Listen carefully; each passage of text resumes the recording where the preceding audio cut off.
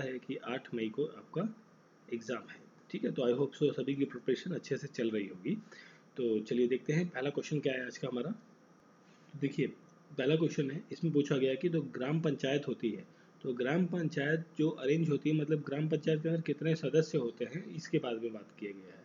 तो मतलब एक ग्राम पंचायत होगी जो बिहार में, उसमें कितने लोग जो बिहार के सम्मिलित होंगे, कितनी संख्या होनी चाहिए वहाँ पर आमतौर पे, ये पूछा गया है।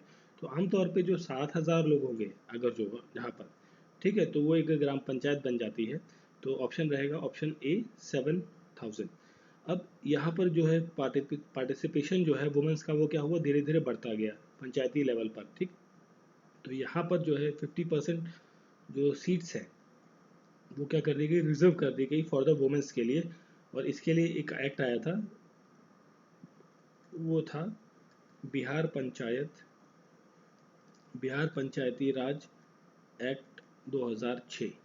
ठीक है, इसके तहत जो है ये जो 50% सीट्स हैं पूरी ग्राम पंचायत की, पूरे बिहार के अंदर जितनी भी हैं, उसमें 50% सीट्स को रिजर्व कर दिया गया किसके लिए, वुमेंस के लिए। ठीक है, तो ऑप्शन ए जो है यहाँ पर रहेगा करेक्ट आंसर 7,000। नेक्स्ट क्वेश्चन है कि कितने ब्लॉक्स जो हैं बिहार के अंदर एट प्रेजेंट आपको देखने को मिलते हैं। ब्लॉक्स की बात कर रहे हैं जिन्हें हम तहसीलें कहते हैं। ठीक है, तो एट प्रेजेंट जो है यहाँ पर 9 डिवीज़न देखने को मिलते हैं। कितने डिवीज़न, डिवीज़नों की संख्या है यहाँ पर 9। ठीक है, 9 डिवीजन्स हैं। डिस्ट्रिक्ट्स हैं आपके, डिस्ट्रिक्ट्स हैं 38। ठीक है, लास्ट वाला आपका जो 38 डिस्ट्रिक्ट बना है वो अरावल बना है मगध से। ठीक है, और यहाँ पर 100 सब डिवीज़न की हम बात करें, सब डिवीज़न, तो सब डिवीज़न है आपकी 101। और साथ में आपकी जो ब्लॉक्स हैं, जिसे कम्युनिटी डेवलपमेंट ब्लॉक्स या आप सिंपली ब्लॉक्स कहते हैं, तो ब्लॉक्स की संख्या है यहाँ पर 534, 534 ब्लॉक्स आपको देखने को मिलते हैं एट प्रेजेंट बिहार के अंदर। तो यहाँ पर देखिए करेक्ट आंसर कहाँ है, 534, option number C is correct answer. ठीक है, तो ये वाली भी चीज़ें पता होनी चाहिए, आंकड़े भी आपको थोड़ा सा कई बार पूछ सकते हैं। तो option C is correct answer. Next question, under which article of the Indian constitution the provision of high court in the state has been made. देखिए भारत के संविधान के अंदर वो कौन सा अनुच्छेद है, ठीक है, संविधान के अंदर कौन सा वो अनुच्छेद है जिसमें ये कहा गया है कि भाई जो अ, हर राज्य का अपना एक हाई कोर्ट होना चाहिए। ठीक है, तो ये कहा गया है आर्टिकल 214 के तहत। ऑप्शन बी जो है वो करेक्ट आंसर रहेगा, आर्टिकल 214। और आर्टिकल 214 में ये कहा गया है कि भाई देखो, पार्लियामेंट को अधिकार है कि वो हाई कोर्ट की स्थापना कर सकती है किसी भी राज्य के लिए, या 2 राज्यों के लिए एक हाई कोर्ट की स्थापना भी वो कर सकती है। ठीक है, ये अधिकार किसके पास है, पार्लियामेंट के पास है। ठीक है, तो option B is the correct answer, article 214। चलिए फिर देखिए next question, who was the first Muslim chief minister of Bihar. तो बिहार के जो पहले मुस्लिम चीफ मिनिस्टर कौन थे, तो वो थे अब्दुल गफ़ार खान। ठीक है, देखिए अब्दुल गफ़ार, तो ऑप्शन बी जो है यहाँ पर रहेगा करेक्ट आंसर, अब्दुल गफ़ार, जो ये रहे हैं बिहार के पहले चीफ मिनिस्टर जो कि मुस्लिम थे। ठीक है, और इनका जो कार्यकाल था वो कब से कब तक था, ये था 2 जुलाई, राइट, 7वां महीना कौन सा होता है, जुलाई का। ठीक है, 2 जुलाई 1973 से लेकर 11 अप्रैल 1975, लगभग ये 2 साल तक जो सीएम रहे थे बिहार के। ठीक है, first Muslim CM of the Bihar. अब ये तो सीएम की बात हो गई। अगर जो हम बात करें कि पहले गवर्नर कौन थे बिहार के जो मुस्लिम थे, फर्स्ट गवर्नर, वो थे डॉक्टर जाकिर हुसैन। तो पहला ऑप्शन दिया हुआ है ना, डॉक्टर जाकिर हुसैन, ये थे governor, is the governor, first governor जो मुस्लिम थे, बेसिकली मुस्लिम से। ठीक है, बिहार में। तो option B is the correct answer, Abdul Gaffar, Gafoor basically, not Gaffar, Abdul Gafoor. Next question, इसमें पूछा गया है कि सितंबर 2021 तक, ठीक है, लास्ट ईयर सितंबर तक, कि टोटल नंबर ऑफ पंचायत कितनी है बिहार के अंदर, पंचायतें जो हैं बिहार के अंदर कितनी है संख्या में। तो ये जो है संख्या में, ये है 8406, मतलब 8406। देखिए कहाँ पर है, option 406, option B is correct answer. देखिए 604 थोड़ा सा कंफ्यूजन हो जाता है ना कि सेम है, तो ध्यान से सुनिए, ध्यान से पढ़िएगा क्वेश्चन को, ऑप्शंस को, तो गलत नहीं होगा। सिमिलर क्वेश्चन लगते हैं ना, आप एक दो आंकड़ों को आगे पीछे कर देते हैं जब। ठीक, तो ऑप्शन बी जो है 8406 जो है क्या है, बिहार के अंदर पंचायत है। ठीक है, और जो नंबर ऑफ विलेजेस की बात करें तो वो कितने हैं पूरे बिहार के अंदर, ये भी आंकड़ा में भी पूछा जा सकता है। नंबर ऑफ विलेजेस की हम बात करें अगर, जो revenue villages, number of revenue villages जो है बेसिकली, तो वो हैं 45,103, ठीक है, 45,103 जो है नंबर ऑफ विलेजेस की संख्या है पूरे बिहार में। फिर देखिए नेक्स्ट क्वेश्चन कि आपसे पूछा गया है नंबर ऑफ सीट्स रिजर्व की गई हैं शेड्यूल्ड कास्ट के लिए इन द लोकसभा। देखिए लोकसभा में कितनी सीट्स आ रही थी हमारी टोटल बिहार से, ये है 40, ठीक है। राज्यसभा में कितनी थी, 16 थी, ठीक है। तो ये आंकड़ा बिल्कुल ध्यान होना चाहिए, रटा होना चाहिए। 40 आपकी लोकसभा के अंदर सीट्स आती है। तो इन 40 में से कितनी सीट्स जो है वो रिजर्व्ड है इसके लिए, एससी के लिए, शेड्यूल्ड कास्ट के लिए। तो इस यहाँ के लिए जो है 6 सीटें रिजर्व्ड है, ठीक है, 6 सीटें। तो ऑप्शन डी जो है यहाँ रहेगा करेक्ट आंसर। और 6 सीटें मतलब कौन कौन सी जगहों पर हैं, तो एक तो है आपकी गया, ठीक है, गया की जो आपकी सीट है लोकसभा सीट, गया के बाद है गोपालगंज, देन हाजीपुर, हाजीपुर की सीट है, जबुआई, जबुआई की जो सीट है एक, और एक समस्तीपुर है, Samastipur, and last that's Sasaram, ठीक है। तो ये 6 जो लोकसभा क्षेत्र हैं यहाँ की जो सीट्स है ये रिजर्व है किसके लिए, शेड्यूल्ड कास्ट के लिए। इन सीटों पर जो व्यक्ति इलेक्शन लड़ेगा वो शेड्यूल्ड कास्ट से होना चाहिए, ठीक है। तो ऑप्शन डी जो है वो करेक्ट आंसर है इस क्वेश्चन का। चलिए फिर देखिए सिमिलर क्वेश्चन है, तो उसमें हमने बात करी थी एससी सीट्स की, ठीक है, पिछले क्वेश्चन में कि शेड्यूल्ड कास्ट की जो कितनी सीट्स रिजर्व हैं बिहार से लोकसभा के अंदर। तो यहाँ पर पूछा गया है शेड्यूल्ड ट्राइब से, ठीक है, ट्राइब से। तो देखिए बिहार के अंदर जो शेड्यूल्ड कास्ट से हैं वो तो आपकी कितनी हो गई, एससी से कितनी सीट्स हैं, 6 सीट्स, ठीक है। 40 में से 6 चली गई तो कितनी बच गई, 34 सीटें बची आपकी, ठीक है। तो शेड्यूल्ड ट्राइब के लिए यहाँ पर एक भी सीट रिजर्व नहीं है, ठीक है, नो मतलब जीरो। ऑप्शन डी जो है यहाँ पर रहेगा करेक्ट आंसर रहेगा, ठीक है। मतलब क्योंकि यहाँ पर शेड्यूल्ड ट्राइब की जो पॉपुलेशन है वो नाम मात्र है, मतलब है ही नहीं। तो भाई जब पॉपुलेशन ही नहीं है तो उसका रिप्रेजेंटेशन कौन करेगा, है ना, तो कोई मतलब नहीं है उसका। तो ऑप्शन डी जो है ये करेक्ट आंसर होगा। चलिए फिर देखिए नेक्स्ट क्वेश्चन है आपका, इसमें basically match of the following है। तो मैच ऑफ द फॉलोइंग में हम बात कर रहे हैं कि नंबर ऑफ सीट्स का डिवीजन दिया हुआ है, कौन कौन से स्टेटमेंट में सही बनता है। देखो बिहार के राज्यसभा सीट्स कितनी है, यहाँ 18 लिखा हुआ है, तो एक्चुअली में 18 नहीं है, दैट इज 16 है आपकी, ठीक है। बिहार के अंदर जो लेजिस्लेटिव काउंसिल है उसकी सीट्स कितनी है, काउंसिल मतलब विधान परिषद की हम बात कर रहे हैं, 75 है, बिल्कुल सही। लोकसभा की कितनी है, लोकसभा 38 नहीं है, यहाँ पर है 40, ठीक है। तो दो स्टेटमेंट्स आपकी गलत मिल गई। असेंबली के अंदर 243 है, बिल्कुल ये स्टेटमेंट आपकी सही है। देखिए दो स्टेटमेंट ए और आपकी सी ये दोनों आपकी गलत है, मतलब ये वाले मैच गलत है। तो नॉट पूछा तो 2 गलत हैं, तो क्या करेक्ट आंसर होगा, more than one of the above. तो करेक्ट आंसर रहेगा यहाँ पर ऑप्शन नंबर ई। सिंपल क्वेश्चन है, ठीक है। तो देखिए क्वेश्चन है, इसमें पूछा गया कि पहले स्पीकर कौन थे बिहार लेजिस्लेटिव असेंबली के आफ्टर द इंडिपेंडेंस। तो देखिए फर्स्ट स्पीकर की बात करें तो ये नाम आपको बिल्कुल ध्यान होगा, अभी हमने बात करी थी, जिनका नाम था राम दयालु सिंह, ठीक है, राम दयालु सिंह, जो कि स्पीकर थे पहले, ठीक है, फर्स्ट स्पीकर थे। ये स्पीकर थे 1937 से, जो एंट्रीम गवर्नमेंट बनी उस टाइम पे उसके आसपास से आपकी 1944 तक, ठीक है, 1944 तक, ठीक है, first speaker of the Bihar legislative assembly. But यहाँ पूछा गया है कि आफ्टर इंडिपेंडेंस, आज़ादी के बाद, तो 46 में 46 डेट थी आपकी 25 अप्रैल, 25 से यहाँ 25 ऑफ अप्रैल 1946 से लेकर 14 मार्च 1962 तक, ठीक है। ये रहे इस टाइम तक जो पहले आपके अध्यक्ष रहे, स्पीकर रहे बेसिकली, वो कौन थे, बिंदेश्वरी प्रसाद वर्मा, ठीक है, बिंदेश्वरी प्रसाद वर्मा, ठीक। Option B is correct answer, यही थे इस टाइम पर रहने वाले। तो यही थे आपके करेक्शन का करेक्ट आंसर है, जो पहले आपके स्पीकर रहे बिहार लेजिस्लेटिव असेंबली के आफ्टर द इंडिपेंडेंस, ठीक है। फिर देखिए नेक्स्ट क्वेश्चन, ये जो 17वीं लोकसभा आपका इलेक्शन हुआ था, ठीक है, उससे संबंधित है कि कौन सा पेयर ऑफ इलेक्शन रिजल्ट रहा है सही से, ठीक है। तो यहाँ पर देखिए जो 17वीं लोकसभा है, यहाँ पर हम बात करें अगर जो बीजेपी की, तो बीजेपी ने जीती थी 17 सीटें। और फिर आपका जो लोक जनशक्ति पार्टी है, जिसे कहते हैं एलजेपी, ठीक है, चिराग पासवान वाली, ठीक है, इसने जीती थी कितनी सीटें, इसने 17 सीटें जीती थी, जो 17वीं लोकसभा है, ठीक है, जो अभी चल रही है आपकी करंट टाइम पर। और इसके बाद फिर आरजेडी, राष्ट्रीय जनता दल, ठीक है, और इसने जीती थी, मतलब इसकी एक भी सीटें नहीं थी, ठीक। फिर यहाँ पर लड़ा था एक, ये तो ना लड़े वाले, हाँ, जेडीयू, जनता दल यूनाइटेड जो पार्टी है नीतीश कुमार की, इसने जीती थी 6 सीटें, ठीक है, लोकसभा इलेक्शन के अंदर। कांग्रेस, कांग्रेस की हम बात करें तो कांग्रेस ने एक सीट जीती थी, और एक नेशनलिस्ट कांग्रेस पार्टी है एनसीपी, ठीक है, इसने जीती थी 17, नहीं, सॉरी 17 नहीं, ठीक है, इसने कोई भी सीट नहीं जीती, ठीक है, ओके।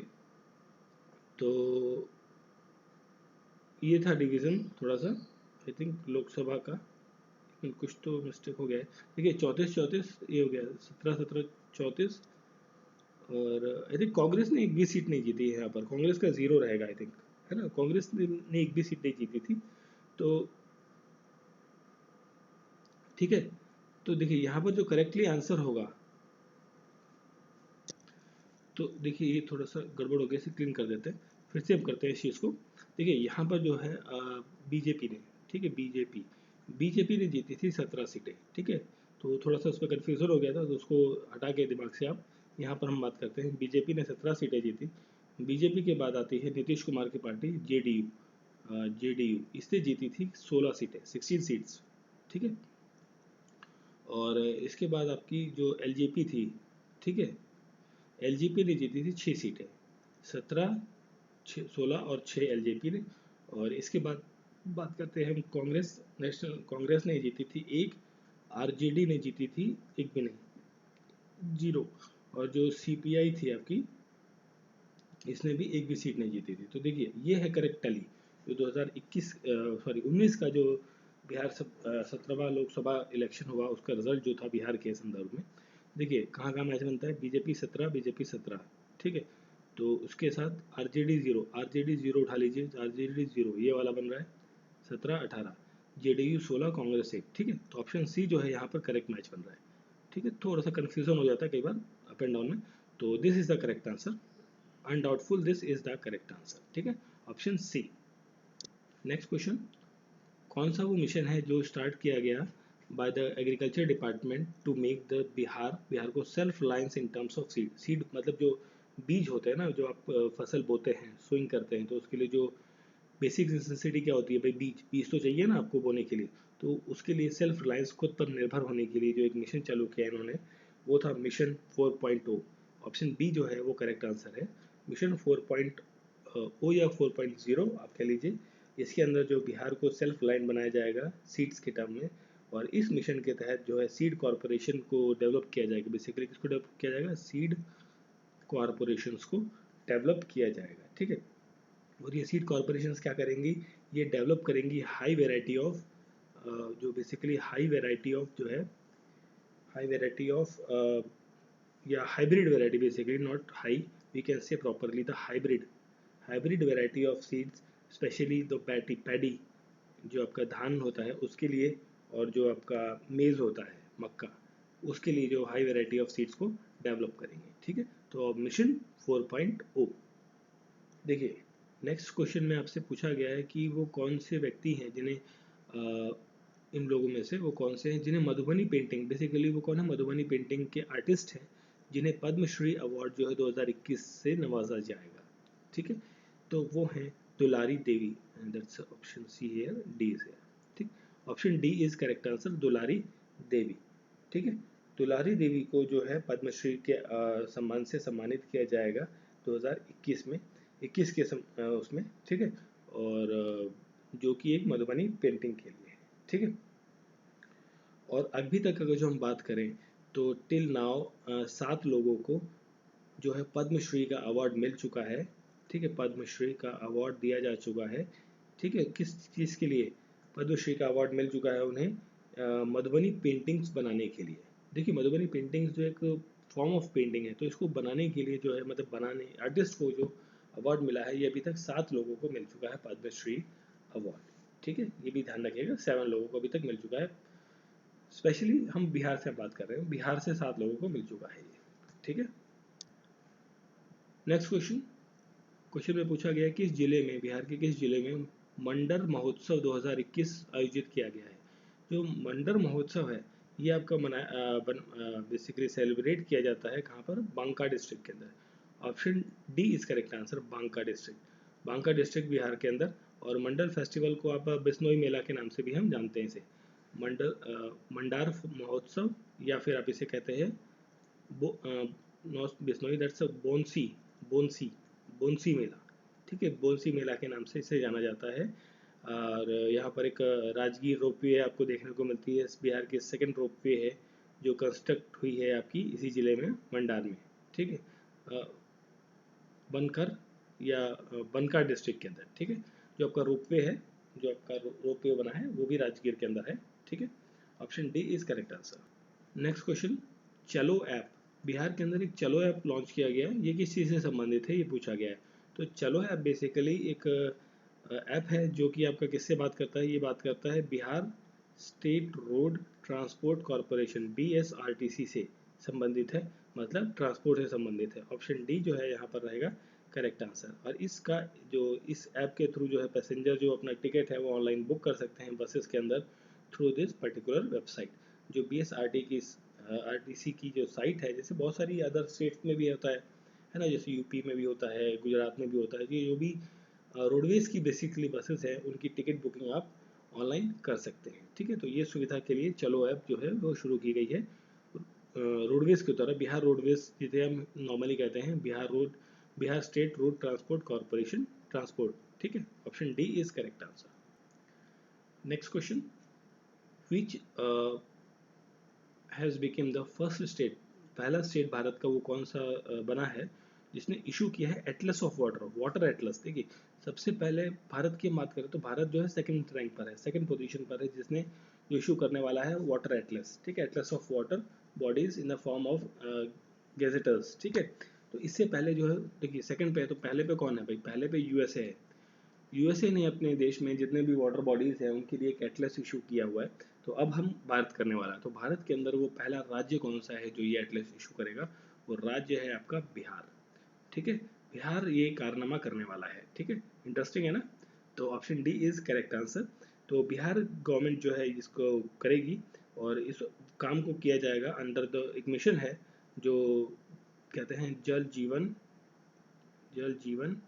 हरियाली हरियाली, ठीक है, जन जीवन हरियाली अभियान जो है उसके तहत ये किया जाएगा, जिसके अंदर जो ऑथेंटिक डिटेल्स हैं लगभग 2 लाख से ज़्यादा पॉन्ड्स जो होंगे, तालाब वगैरह हैं, more than 2 lakh of ponds की जो डिटेल्ड इंफॉर्मेशन है इस पर्टिकुलर एटलस के अंदर ऑफिशियली आउट करी जाएगी बहुत जल्दी, मतलब अभी अंडर प्रोसेस है काम, बट बहुत जल्दी इसको पब्लिश किया जाएगा, ठीक है। तो ये किया है बिहार ने, ठीक है, एटलस ऑफ वाटर बॉडीज। देखिए नेक्स्ट क्वेश्चन है, नेक्स्ट क्वेश्चन में पूछा गया है कि ये बेसिकली कुछ स्टेटमेंट दी गई हैं बजटिंग इन बिहार के अंदर। देखिए जेंडर बजटिंग के अंदर जो बिहार के अंदर है उसके रिलेटेड कुछ स्टेटमेंट दी गई हैं, उसको बताना है आपको। तो देखिए ये पहला दिया हुआ है कि जेंडर बजटिंग जो है वो प्रेजेंट किया गया पहली बार 2009-10 में, ठीक है, बट ये 9-10 में नहीं हुआ था, ये पहली बार शुरू किया गया था, डाला गया था 2008 और 9 के टाइम पर, 1 साल पहले, मतलब यहाँ पर जो ईयर का है थोड़ा सा गड़बड़ हो गया है, तो फर्स्ट स्टेटमेंट यहाँ पर गलत है। सेकंड है under gender budgeting the scheme was divided into 2 category, बिल्कुल ये 2 कैटेगरीज के अंदर डिवाइड की गई है, और जो सेकंड कैटेगरीज है वो कैटेगरी बात करती है welfare for the full allocation of the welfare of women's और जो गर्ल चाइल्ड है उनके बारे में, ठीक है। और जिसके अंदर जो अलोकेशन दिया गया है वो कि गर्ल चाइल्ड को या वुमेंस को जो है वो 31 to 99% जो है वो उसमें स्कीम का बेनिफिट मिले, ठीक है। तो सेकंड स्टेटमेंट से ये 2 कैटेगरीज में बांटा गया है पूरी बजटिंग को। फाइनेंशियल ईयर 21-22 के अंदर जो पिछले साल का सेशन का बजट था उसके अंदर 4.56, ठीक है, of Bihar GSDP has been allocated for the gender budgeting, बिल्कुल इतना अमाउंट ऑफ बजट जो है वो अलोकेट किया गया था फॉर द जेंडर बजटिंग के लिए, ठीक है, स्पेशली फॉर द फीमेल्स और गर्ल चाइल्ड के लिए।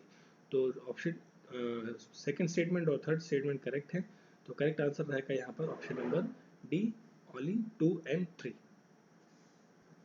देखिए नेक्स्ट क्वेश्चन है, ये एक इकोनॉमिक रिव्यू है, बिहार इकोनॉमिक रिव्यू जो 2020-21 का आया था, उसके अकॉर्डिंग बताना है कि कौन सा डिस्ट्रिक्ट जो है वो इंक्लूड नहीं है top 3 most prosperous districts of the Bihar के अंदर, ठीक है।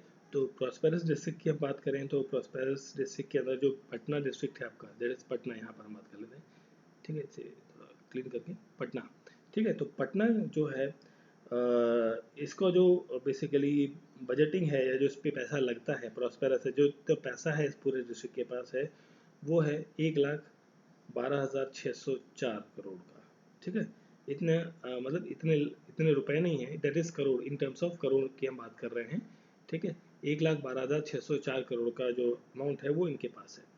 फिर है बेगूसराय। बेगूसराय की अगर बात करें that is the first position. Begusarai second position पर है जिसके पास है 45,540 करोड़ का जो वैल्यू है पूरे डिस्ट्रिक्ट की। ठीक है, इकोनॉमिक रिव्यू के according. And then Rohtas district, इसके बाद आता है Munger district, sorry not Rohtas, that is Munger district.